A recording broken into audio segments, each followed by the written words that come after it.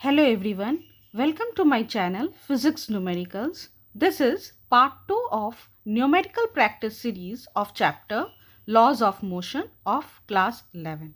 So, first question is, a bus starts from rest accelerating uniformly with 4 meter per second square. At time t is equal to 10 seconds, a stone is dropped from the window of the bus 2 meter high.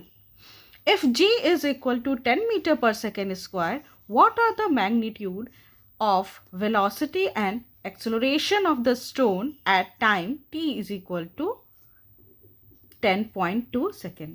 सो इस question में दिया हुआ है कि एक बस है जो मूव कर रहा है, जो स्टार्ट हुआ रेस्ट से और वो मूव कर रहा है यूनिफॉर्म एक्सेलरेशन, और एक्सेलरेशन इक्वल है 4 मीटर पर सेकेंड स्क्वायर के. अब किसी time t is equal to 10 second पे एक स्टोन को ड्रॉप किया गया उस बस के विंडो से, और वो विंडो जो है वो बस का वो 2 मीटर हाइट पर है.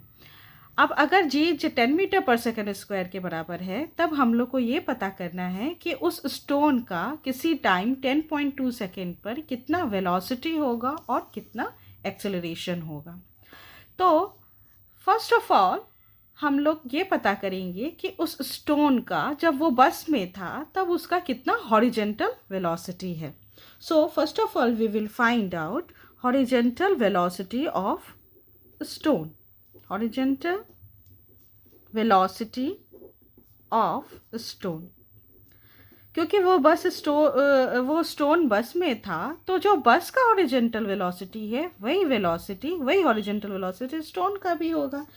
तो किसी at time t is equal to 10 second पर जो वेलोसिटी है बस का वो हम लोग निकालेंगे हॉरिजेंटल डायरेक्शन में उसका कितना वेलोसिटी है. Means we will find out vx is equal to what this we have to find out, and this vx will be the horizontal velocity of stone. So we will use the equation of motion vx is equal to u plus at. Initially बस rest पे था तो initial velocity is 0. Acceleration is given in the question that the bus which starts from rest is accelerating uniformly with 4 meter per second square. So यहाँ पर हम लोग लिखेंगे 4, और ये हम लोग जो निकाल रहे हैं हॉरिजेंटल वेलोसिटी किसी time t is equal to 10 second पर निकाल रहे हैं, तो t के जगह पर 10 लिख दिए. तो vx जो आया वो होगा 40 मीटर पर second. This is the horizontal velocity of stone. अब time t is equal to 10 second पर उस स्टोन को ड्रॉप कर दिया गया विंडो से जिसका हाइट 2 मीटर है. तो अब हम लोग निकालते हैं, हम लोग कंसिडर फर्स्ट ऑफ ऑल करते हैं वर्टिकल मोशन ऑफ स्टोन. जब स्टोन को ड्रॉप किया गया तब उसका इनिशियल वेलोसिटी 0 था, u इज इक्वल टू 0, और ये time t is equal to 10 second पे वो ड्रॉप किया गया, और हम लोग को जो निकालना है वेलोसिटी और एक्सेलरेशन वो time t is equal to 10.2 second पे निकालना है. तो टोटल टाइम जो स्टोन का वर्टिकल मोशन में रहा वो निकलेगा 10.2 minus 10 which is equal to 0.2 second. So 0.2 second के लिए वो स्टोन जो है वर्टिकल मोशन में रहा, उसका इनिशियल वेलोसिटी 0 है. अब हम लोग यूज़ करेंगे equation of motion v y is equal to u plus a t. यहाँ पर a जो है क्योंकि यहाँ स्टोन फ्री फॉल कर रहा है तो वो एक्सेलरेशन जो होगा वो g के बराबर होगा, और जो 10 मीटर पर सेकेंड स्क्वायर होता है. तो initial velocity is 0 plus a के जगह पर हम लोग 10 लिखेंगे, मल्टीप्लाई टाइम मेरा 0.2 है, तो वी वाई जो निकला वो होगा 2 मीटर पर सेकेंड. अब हम लोग को निकालना है velocity at time t is equal to 10.2 second. तो vx पता है हम लोग को, वो आया 40 मीटर पर सेकेंड. vy पता है 2 मीटर पर सेकेंड. तो रिजल्टेंट वेलोसिटी जो होगा, resultant velocity of stone will be equal to root under vx square plus vy square. तो इसको हम लोग सॉल्व करते हैं, root under 40 square plus 2 square, इसको सॉल्व करने पे आएगा 40.04 मीटर पर सेकेंड. अब जब स्टोन को ड्रॉप किया गया तब उसका हॉरिजेंटल एक्सेलरेशन तो ज़ीरो हो गया, अब उसके पास सिर्फ वर्टिकल एक्सेलरेशन है, और वर्टिकल एक्सेलरेशन जो होगा वो इक्वल होगा, vertical acceleration will be equal to the acceleration due to gravity. So magnitude of acceleration at time t is equal to 10.2 second will be equal to g, that is 10 meter per second square. तो जब time t is equal to 10.2 second है तो resultant velocity जो होगा उस stone का वो होगा 40.04 मीटर पर सेकेंड, और उसके पास वर्टिकल एक्सेलरेशन होगा उस टाइम पर और वो इक्वल होगा 10 मीटर पर सेकेंड स्क्वायर के. Now next question. A man in a circus show jumps from a height of 10 metre and is caught by a net spread below him. The net sags down 2 meters due to impact. Calculate average force exerted by the net on the man to stop his fall. Take mass of man is equal to 60 kg and acceleration during free fall is equal to 10 meter per second square. इस question में दिया हुआ है कि एक circus show है, उसमें एक मैन जो है वो जंप करता है, हाइट 10 मीटर से वो जंप कर रहा है और नीचे में नेट है, और जब वो उस पर गिरता है तो वो नेट जो है वो नीचे झुकता है 2 मीटर हाइट से, जिस हाइट से वो नीचे जाता है वो 2 मीटर है. अब हम लोग को ये पता करना है कि what will be the average force which is exerted by the net on the man. उस मैन पर नेट के द्वारा जो फोर्स एक्सर्ट होगा वो हम लोग को कैलकुलेट करना है.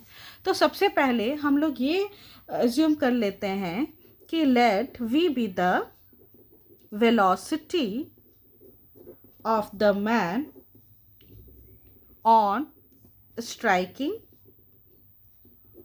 नेट. जब वो मैन जो है वो जंप किया तो जब वो इस नेट पर गिरा तब उसका जो वेलोसिटी है वो हम लोग एज्यूम कर लेते हैं कि वो v है. अब इनिशियली वो मैन रेस्ट पे था तो initial velocity of man that is u is equal to 0 है, और क्योंकि वो जंप कर रहा है तो उसका एक्सेलरेशन जो होगा वो एक्सेलरेशन ड्यू टू ग्रेविटी के बराबर होगा, और वो 10 मीटर पर सेकेंड स्क्वायर होता है. जिस हाइट से वो जंप कर रहा है वो 10 मीटर इस क्वेश्चन में दिया हुआ है, तो s is equal to 10 metre. तो हम लोग इक्वेशन ऑफ मोशन यूज़ करेंगे v square minus u square is equal to 2as. Putting the values we will get v square minus 0 is equal to 2 multiply 10 multiply 10. So finally v, which is the velocity of man on striking net, is equal to root under 200, that is 10 root 2 meter per second. तो हम लोग को ये पता चला कि जब वो मैन जंप किया और वो नेट पे गिरा तब उस समय उसका जो वेलोसिटी है वो होगा 10 रूट 2 मीटर पर सेकेंड. अब हम लोग कंसिडर करते हैं motion of net. For the movement of the net, अब जब वो नेट पर वो मैन गिरा तब नेट में मूवमेंट हुआ, वो कितना झुका, वो 2 मीटर डेप्थ तक वो झुक गया और उसके बाद वो मैन रुक गया. हम लोग को ये पता करना है कि कितना फोर्स वो नेट उस मैन पे लगाएगा उसको रोकने के लिए. तो for the movement of the net initial velocity जो है वो 10 रूट 2 मीटर पर सेकेंड होगा. नेट पे जो इनिशियल वेलोसिटी है वो तो 10 रूट 2 मीटर पर सेकेंड होगा. फाइनली नेट रुक जाता है तो फाइनल वेलोसिटी v जो होगा वो 0 होगा. और एक्सेलरेशन तो नहीं पता है इस क्वेश्चन में, लेकिन हम लोग को ये पता है कि s जो है वो जो जिस डेप्थ तक वो नेट झुका था वो 2 मीटर इस क्वेश्चन में दिया हुआ है. So s is equal to 2 metre.